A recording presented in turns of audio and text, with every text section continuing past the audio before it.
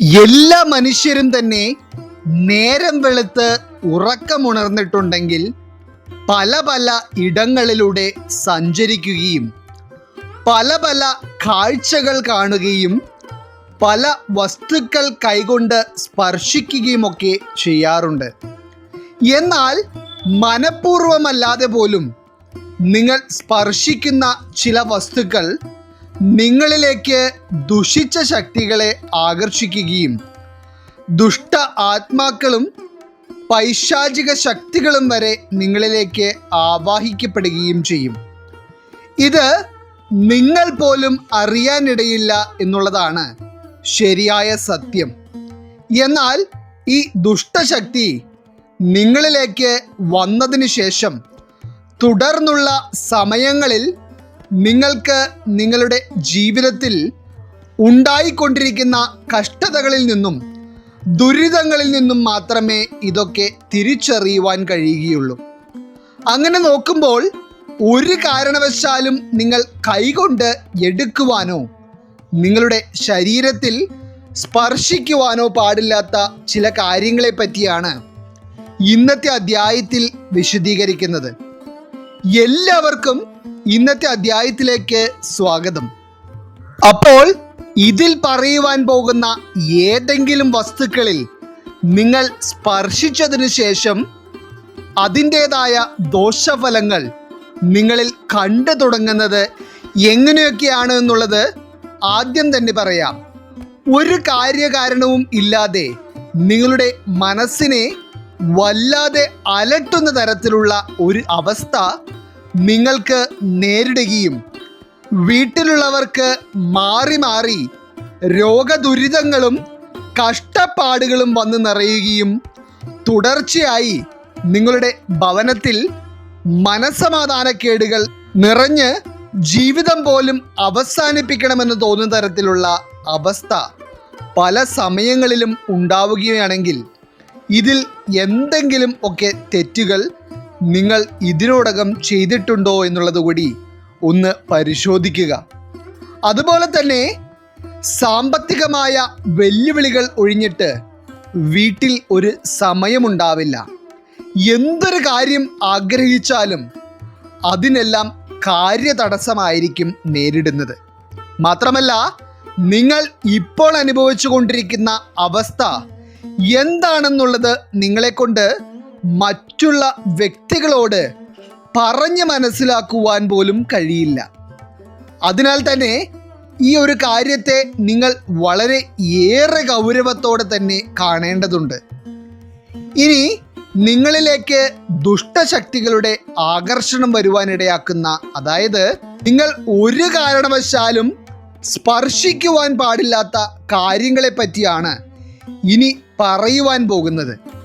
നമ്മളെല്ലാവരും ശവസംസ്കാരങ്ങൾക്കായി പല വീടുകളിലും പോകുന്നവരാണ്. എന്നാൽ അവിടെ പോകുമ്പോൾ എവിടെയൊക്കെയാണ് നിങ്ങളുടെ സ്പർശനമേൽക്കുന്നത് എന്നുള്ളത് നമ്മൾ പലപ്പോഴും ശ്രദ്ധിക്കാറില്ല. എന്നാൽ ഒരു കാരണവശാലും നിങ്ങൾ ശവസംസ്കാര വീട്ടിലെ ഒരു വസ്തുവിലും സ്പർശിച്ചതിന് ശേഷം നിങ്ങളുടെ വീട്ടിനുള്ളിലേക്ക് നേരെ വന്ന് കയറുവാൻ പാടില്ല. പരമാവധി ശവസംസ്കാര വീടുകളിൽ പോകുമ്പോൾ അവിടെയുള്ള ഒരു വസ്തുവിലും സ്പർശിക്കാതെ നിൽക്കുവാൻ പ്രത്യേകം ശ്രദ്ധിക്കുന്നതാണ് ഏറ്റവും ഉത്തമം. അതുമാത്രമല്ല, ശവദാഹം നടക്കുന്ന സ്ഥലത്ത് പോയി നിൽക്കുമ്പോൾ ആ പുക നിങ്ങളുടെ മേൽ പതിക്കുന്നതും വളരെയധികം നെഗറ്റീവ് ഊർജത്തെ നിങ്ങളുടെ ശരീരത്തിലേക്ക് ആകർഷിക്കുന്ന ഒരു കാര്യമാണ്. അതിനാൽ നിങ്ങൾക്ക് അത്രയേറെ അടുപ്പമില്ലാത്ത ആളുകളാണെങ്കിൽ നിങ്ങൾ ശവദാഹ സമയത്ത് പുക നിങ്ങളുടെ ശരീരത്തിൽ പതിക്കുന്നത് പോലെ ചിതക്കരികിൽ പോയി നിൽക്കാതിരിക്കുന്നതാണ് ഏറ്റവും ഉത്തമം. ഇല്ല എന്നുണ്ടെങ്കിൽ നിങ്ങൾ പോലും അറിയാതെ ഒരു നെഗറ്റീവ് ഊർജം നിങ്ങളെ ബാധിക്കുകയും നിങ്ങളിൽ വളരെയധികം മാനസികവും ശാരീരികവുമായ ബുദ്ധിമുട്ടുകളും നെഗറ്റീവ് ഊർജം ബാധിക്കുമ്പോൾ ഉണ്ടാകുന്ന പല പ്രശ്നങ്ങളും ഉടലെടുക്കുകയും ചെയ്യും. ഇത് പലപ്പോഴും മരണ വീട്ടിൽ പോയി വന്നതിന് ശേഷം പല ആളുകൾക്കും അനുഭവത്തിൽ തന്നെ വന്നിട്ടുള്ള കാര്യമാവാം.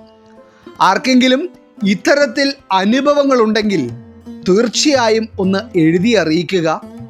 അതുപോലെ തന്നെ മരണ വീട്ടിൽ സന്ദർശനം നടത്തിയിട്ട് തിരികെ വന്ന് ഒരു കാരണവശാലും കുളിക്കാതെ നിങ്ങളുടെ വീട്ടിനകത്തേക്ക് പ്രവേശിക്കരുത്. വീടിൻ്റെ പുറത്ത് ബാത്റൂം ഇല്ല എന്നുണ്ടെങ്കിൽ പോലും കുറച്ച് വെള്ളം കോരി ഒഴിച്ച് ദേഹം കഴുകാതെ നിങ്ങൾ വീടിനുള്ളിലേക്ക് പ്രവേശിക്കരുത്.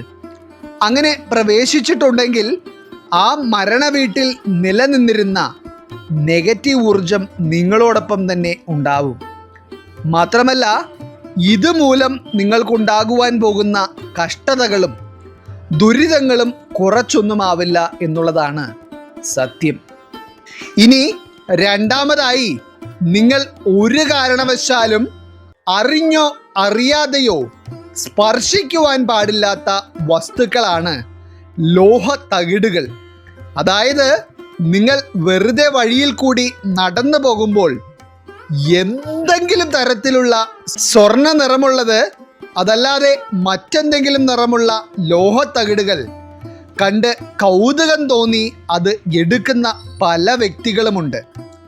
ഒരു കാരണവശാലും അത്തരത്തിൽ ഒരു ലോഹ തകിടുകളും നിങ്ങൾ കൈകൊണ്ട് എടുക്കുവാൻ പാടില്ല.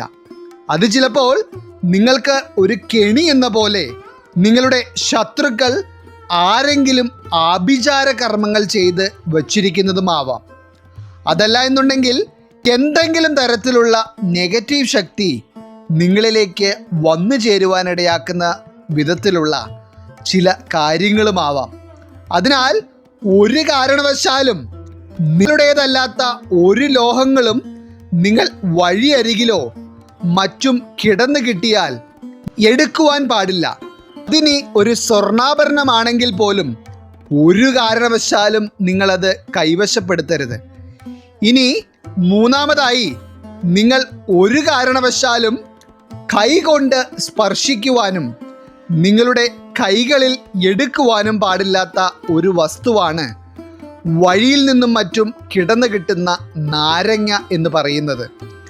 അതായത് നിങ്ങൾ വാങ്ങിയതിനു ശേഷം നിങ്ങളുടെ കയ്യിൽ നിന്ന് താഴെ വീണതല്ല എന്നുണ്ടെങ്കിൽ ഒരു കാരണവശാലും വഴിയിൽ കിടന്ന് കിട്ടുന്നതോ മറ്റാരെങ്കിലും നിങ്ങളുടെ കൈകളിലേക്ക് വെച്ച് നീട്ടുന്നതുമായ നാരങ്ങ നിങ്ങൾ കൈകൊണ്ട് സ്പർശിക്കുവാൻ പാടില്ല. ഇത് നിങ്ങൾക്ക് അതീവ ദോഷകരമായ പല ആപത്തുകളും ഉണ്ടാകാൻ ഇടയാക്കുന്ന ഒരു കാര്യമാണ്.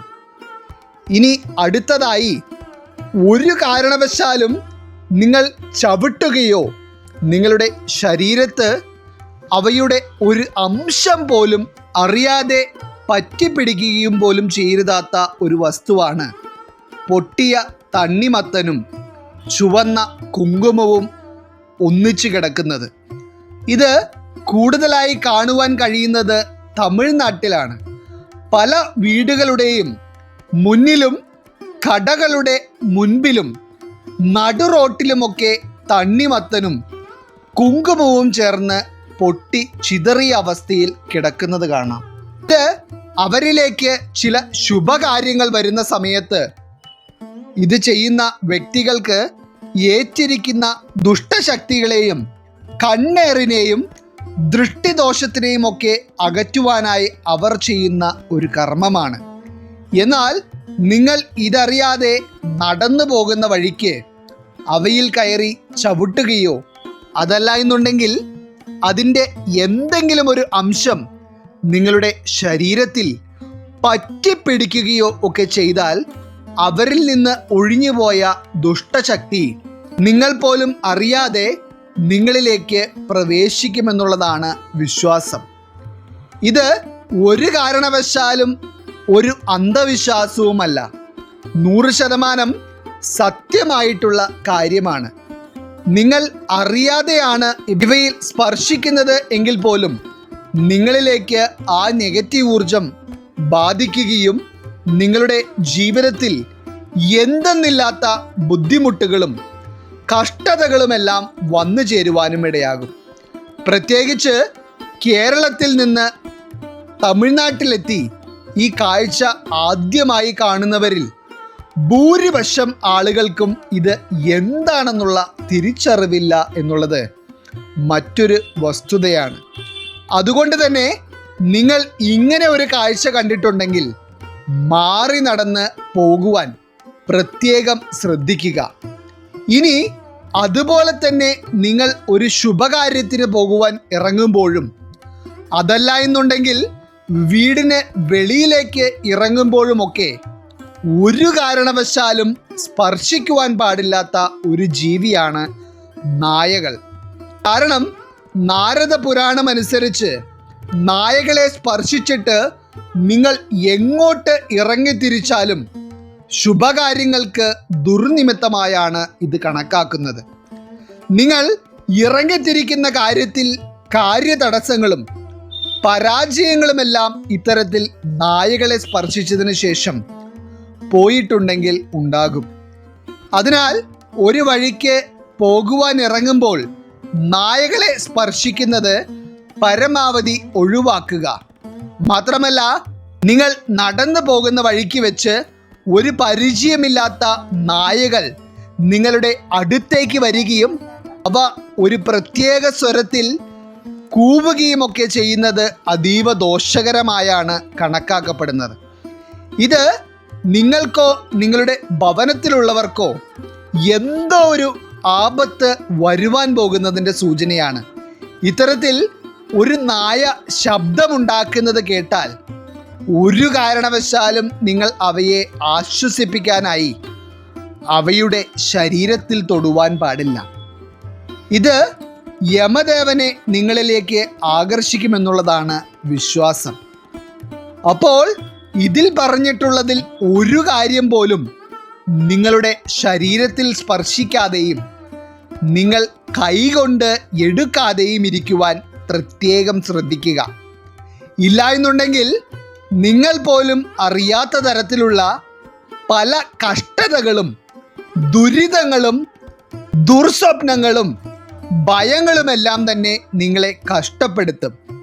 ഈ കാര്യങ്ങളൊക്കെ ശ്രദ്ധിക്കുന്നത് നിങ്ങൾക്ക് വളരെയധികം ഗുണകരമായിരിക്കും. ഈശ്വരൻ നിങ്ങളെല്ലാവരെയും അനുഗ്രഹിക്കട്ടെ. നിങ്ങളുടെ പ്രത്യേക പ്രാർത്ഥനാ വിഷയങ്ങൾ എന്തെങ്കിലുമൊക്കെ ഉണ്ടെങ്കിൽ നിങ്ങളുടെ പേരുകൾ സഹിതം ഒന്ന് എഴുതി അറിയിക്കുക. നാം നമ്മുടെ പ്രാർത്ഥനകളിലും പ്രത്യേക പൂജകളിലും നിങ്ങളുടെ പേരുകൾ സഹിതം ഉൾപ്പെടുത്തുന്നതായിരിക്കും. എല്ലാവർക്കും നന്ദി, നമസ്കാരം.